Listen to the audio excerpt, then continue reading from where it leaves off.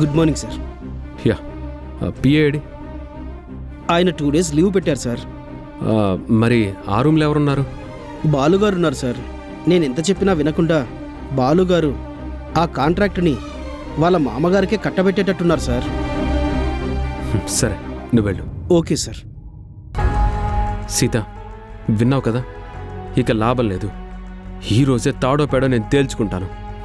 ఏమండి, ఆవేశంతో ఉన్నప్పుడు నిర్ణయాలు తీసుకోవడం సరైన పద్ధతి కాదు. అది కా సీత, అసలు వాళ్ళ సంగతి తర్వాత. ముందు మీరు ఇలా కూర్చోండి.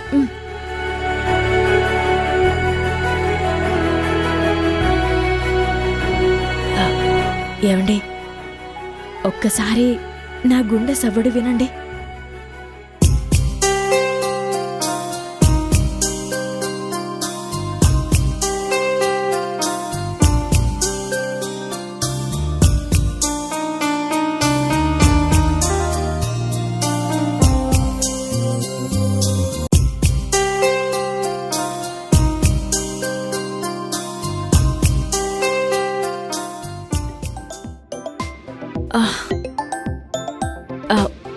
ఒక్క నిమిషం, నేను ఇప్పుడే వస్తాను.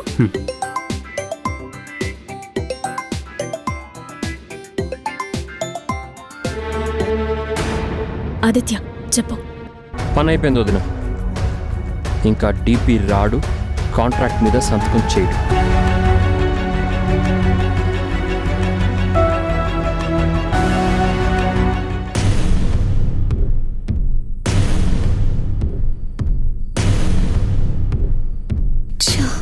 డాడీ ఇంకా రాలేదేంటి?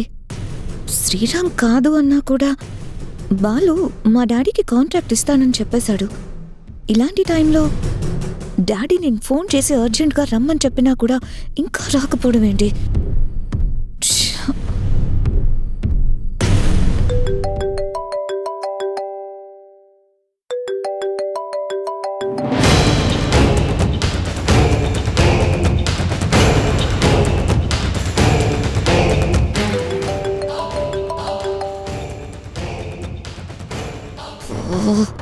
డాడీ ఏం చేస్తున్నట్టు? ఎన్నిసార్లు కాల్ చేసినా రెస్పాన్స్ ఇవ్వడేంటి?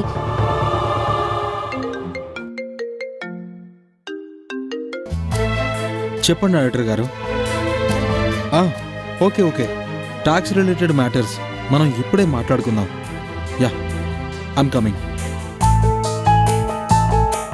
Shashi, what happened? మీ డాడీ కోసం ఇందాకటి నుంచి వెయిట్ చేస్తున్నాను. బాలు, నాకు కూడా అదే అర్థం కావడం లేదు. కాంట్రాక్ట్ ఫైనల్ చేశాము, అర్జెంటుగా రండి అని కూడా చెప్పాను. మీ డాడీకి కాంట్రాక్ట్ ఇద్దామనుకున్న ప్రతిసారి ఏదో ఒక ప్రాబ్లం వస్తూనే ఉంది. బాలు, డాడీ వచ్చేస్తారు, ఇంకా కొంచెం సేపు వెయిట్ చేద్దాం ప్లీజ్. లేదు శశి, నాకు ఆడిటర్ గారితో మీటింగ్ ఉంది. I have to go. మరి కాంట్రాక్ట్ సంగతి ఇప్పుడేమొద్దు, పోస్ట్ పోన్ చేసేద్దాంలే. బాయ్. బాలు, బాలు అది కాదు బాలు. డాడ్, మొత్తం అంతా అప్సెట్ చేసావు కదా.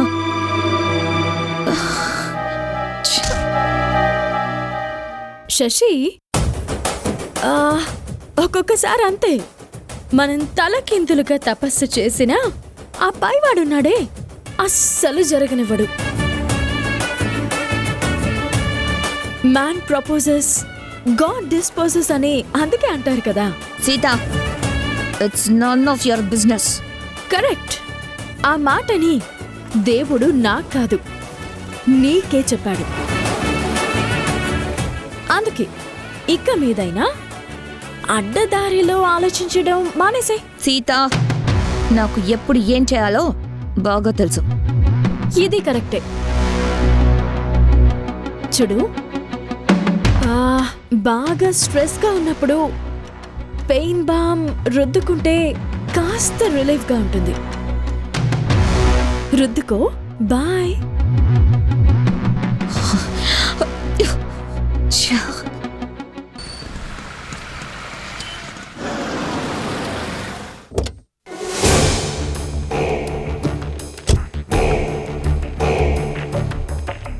అర్జెంట్ అని చెప్పినా ఆఫీస్కి రాకుండా డాడీ ఇంట్లోనే ఉన్నాడనమాట. నా టెన్షన్ అర్థం చేసుకోకుండా తీరిగా కూర్చొని మందు కొడుతున్నాడా చెప్తా.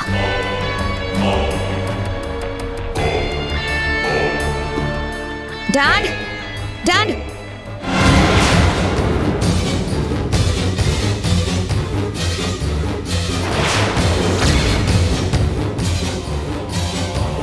డాడ్ డాడ్ ఏమైంది? కాలుకి కట్టేంటి? అడుగుతుంటే చెప్పవేంటి డాడీ? ఏదైనా యాక్సిడెంట్ జరిగిందా? జరిగింది, కానీ యాక్సిడెంట్ కాదు, నా మీద అటాక్.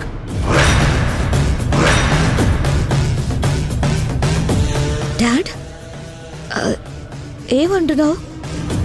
అవును బేబీ, నీ ఫోన్ రాగానే నేను మీ ఆఫీస్కే బయలుదేరాను.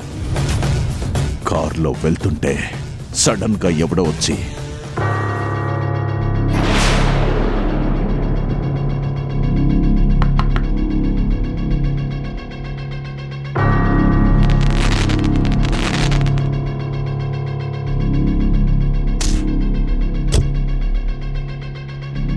అంతే బేబీ. ఆ తర్వాత నాకు చాలాసేపటికి స్పృహ వచ్చింది. హాస్పిటల్కి వెళ్ళి కట్టు కట్టించుకొని భరించలేని నొప్పితో ఇదిగో ఇలా ఇలా ఉన్నాను. మై గాడ్, ఎవడు డాడీ వాడు? తెలీదు, కావాలనే వాడెవడో నన్ను ఆఫీస్కి రాకుండా చెయ్యడానికే ఇలా చేశాడనిపిస్తోంది. Rascal, dirty fellow. Dad you're right. నువ్వు మా ఆఫీస్కే వస్తున్న విషయం బయట వాళ్ళెవరికి తెలిసే అవకాశమే లేదు.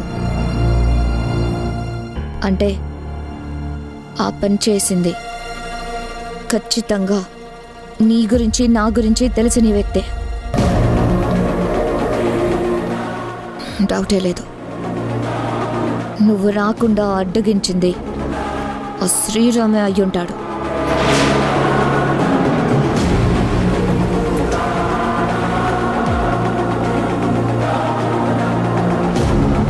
నో బేబీ, ముఖాన్ని కవర్ చేసుకున్నా వాడి కళ్ళని నేను క్లియర్గా చూశాను. ఆ కళ్ళల్లో కోపం, కసి, ఆవేశం, ద్వేషంతో నిండిన ఆ కళ్ళు శ్రీరామ్వి కానే కావు. మరి ఇంత వైలెంట్ గా ప్లాన్ చేసింది ఎవరై ఉంటారు డాడ్? ఇంకెవరో, ఆ ఆదిత్యగాడే.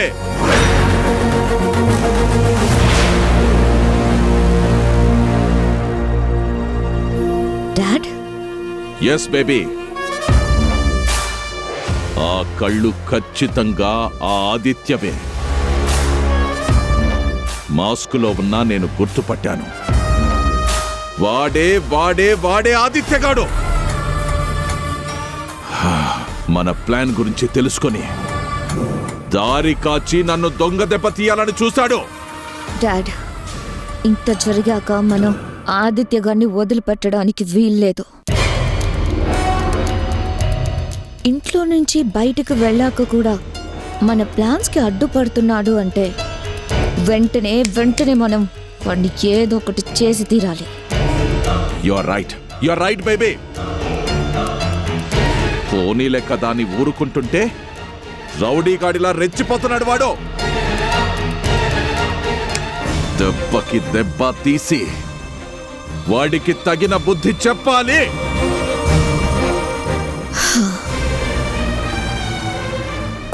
ఆదిత్య, నీకు ఎన్ని గట్స్ ఉంటే ఆ డాడీని టచ్ చేస్తావు? ఈ శశిరేఖ అంటే ఏంటో నీకు తెలిసేలా చేస్తాను. I will show you.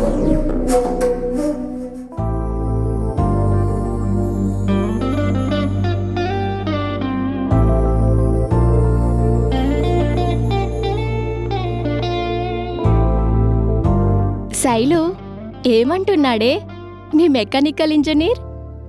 అంతలేదు, అతను జస్ట్ మెకానిక్ మాత్రమే. అయితే ఏంటే మెకానిక్గా పనిచేసే వాళ్ళు మాత్రం మనుషులు కాదా? డిగ్నిటీ ఆఫ్ లేబర్ అనే మాటకి అర్థం కూడా తెలీదా మీకు? ఏంటే నిన్నటిదాకా ఆదిత్యని చూస్తేనే మండిపడేదానివి, ఇవాళేంటి కొత్తగా సపోర్ట్ చేస్తూ మాట్లాడుతున్నావు?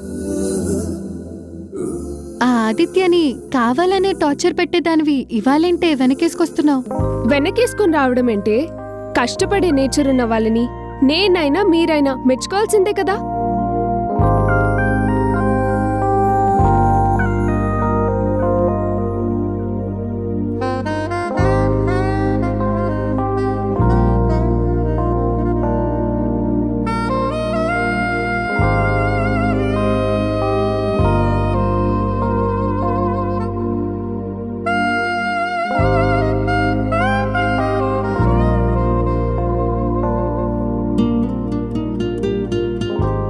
సీత, ఇవాళ ఏంటి స్పెషల్? మాట మాత్రమైనా చెప్పకుండా నన్ను ఇలా లంచ్కి తీసుకొచ్చావేంటి?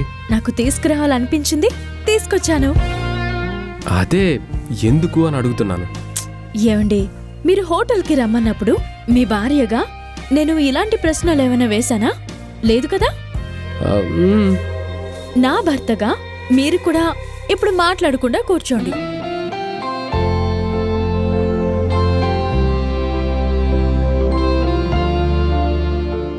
నా సీత కారణం లేదే ఏ పని చేయదని నాకు తెలుసు. చెప్పు సీత. ఏమండి, మీరు కోరుకున్నట్టే జరిగింది.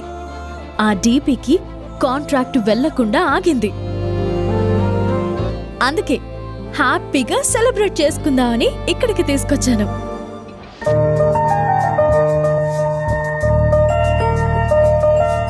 Sir, order please. 3 special veg biryani. Okay sir. Sita, మనం ఇద్దరమేగా ఉన్నాం, మూడోది ఎవరికి? అది మాత్రం సస్పెన్స్. ఆ మూడోది ఎవరికో మీకింకాసేపు అయ్యాక తెలుస్తుంది. ఆ, అంటే ఎవరైనా గెస్ట్ రమ్మని పిలిచావా? చెప్పు సీత, ఏంటా సర్ప్రైజ్? ఇప్పుడు రాబోతున్న గెస్ట్ ఎవరు?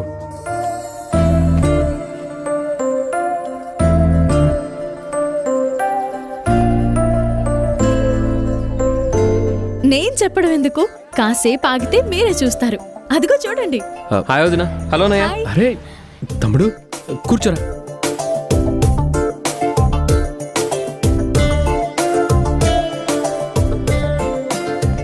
సీత, అర్థమైంది. వదిన మరిది కలిసి ముందే ప్లాన్ చేసుకుని నన్ను సర్ప్రైజ్ చేశారన్నమాట. అవునండి, స్వీట్ సర్ప్రైజ్. బాగుందా లేదా? చాలా చాలా బాగుంది.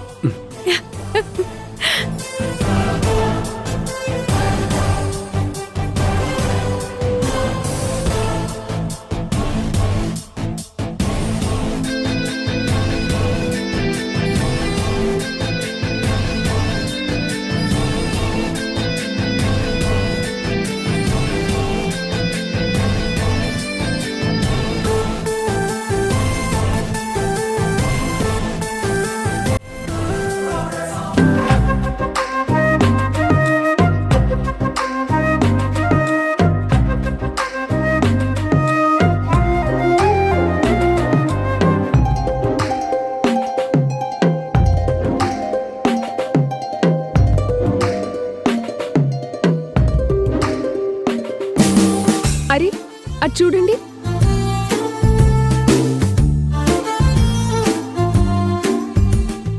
శైలు, వాళ్ళు మన అమూల్య వాళ్ళ పెద్దన్నయ్య వదిన కదూ?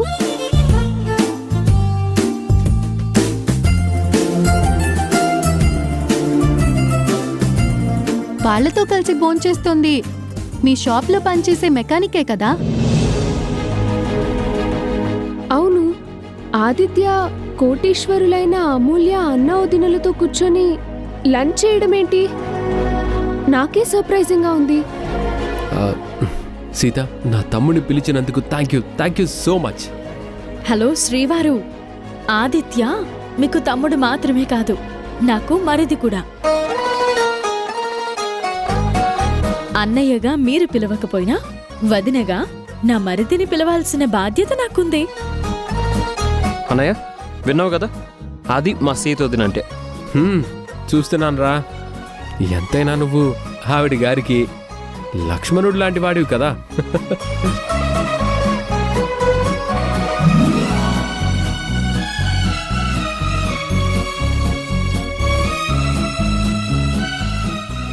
శైలు, ఏంటే చూడబోతే మీ మెకానిక్ వాళ్ళ ఫ్యామిలీకి బాగా తెలిసిన వాడిలా ఉన్నాడు.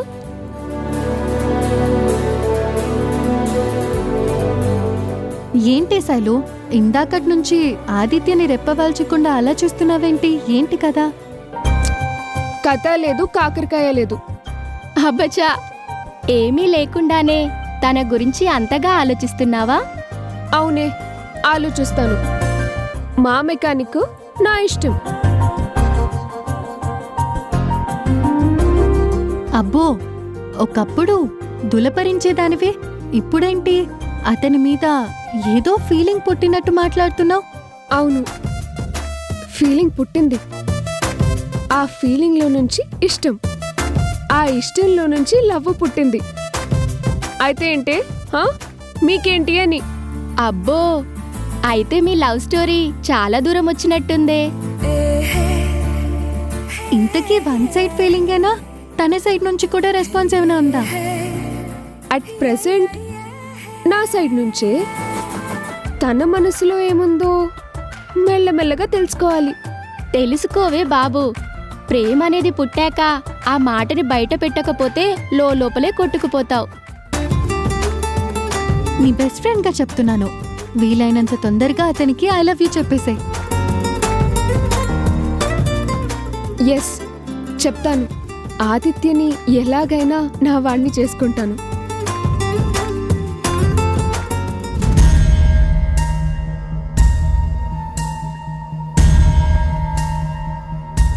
అరే, వాళ్ళు వెళ్ళిపోయినట్టున్నారే. అవునా? అయితే నువ్వు కూడా వెనకాలే పరిగెత్తవే.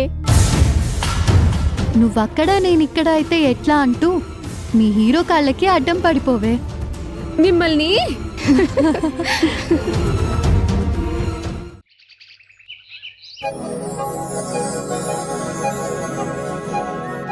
ఏమండి, నా అభిమాన హీరోయిన్ కొత్త సినిమా ట్రైలర్ వచ్చినప్పటి నుంచి ఎప్పుడెప్పుడు చూద్దామని తెగ ఆరాట పడిపోతున్నాను.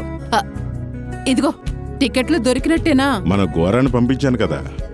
ఊరి ప్రెసిడెంట్ గారు ఫ్యామిలీతో పాటు వస్తున్నారంటే టికెట్లు సరాసరి ఇంటికే వస్తాయి. అయ్యా, ఇవిగోండి టికెట్లు. ఏం ఘోరా, సినిమా హాల్ దగ్గర సందడి ఎలా ఉంది? తమరి అభిమాన హీరోయిన్ సినిమా కదమ్మా, ఫ్యాన్స్ హడావుడితో జాతరే అనుకోండి.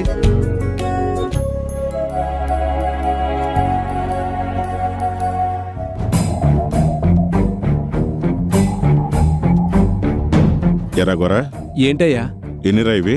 4 అయ్యా.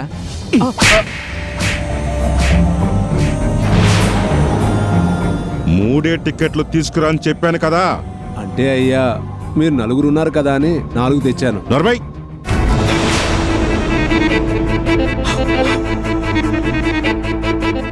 సినిమాకి వెళ్ళేది మేం ముగ్గురమే.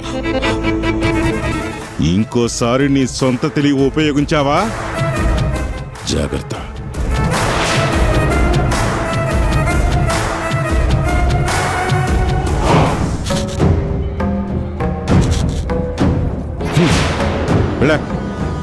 అద్ది అలా గడ్డి పెట్టండి. ఎక్కడుంచాల్సిన వాళ్ళని అక్కడే ఉంచకపోతే ఏకు మేకైనట్టు నెత్తి మీదకెక్కుతారు. ఎరా రెడీనా? ఇదిగో 2 మినిట్స్ నాన్నా. ఒకసారి డార్లింగు. ఏంటండి? ఏంటంటే నా షూస్ దుమ్ము కొట్టుకుపోయాయి, కనిపించట్లేదా? అరే, మొగుడు సరదాగా సినిమాకెళ్తున్నాడంటే షూస్ పాలిష్ చేసి రెడీగా ఉంచాలని కూడా తెలియదా నీకు? చూడలేదు చందు, ఇప్పుడే చేసేస్తాను. అది ఇల్లాలి లక్షణం అంటే. మా కాలంలో అయితే పెళ్ళాలు తలుపు చాటు నుంచి తప్ప మొగుణ్ణి సూటిగా కళ్ళెత్తి కూడా చూసేవారు కాదు. మా ఇద్దరి కలికాలం సిగ్గు లేకుండా మొగుళ్ళని పేరు పెట్టి పిలిచి చేస్తున్నారు. విన్నావా? ఇంకోసారి నన్ను పేరు పెట్టి పిలిస్తే మూతి కుట్టేస్తాను, జాగ్రత్త. త్వరగా షూస్ని పాలిష్ చేసి తీసుకురా.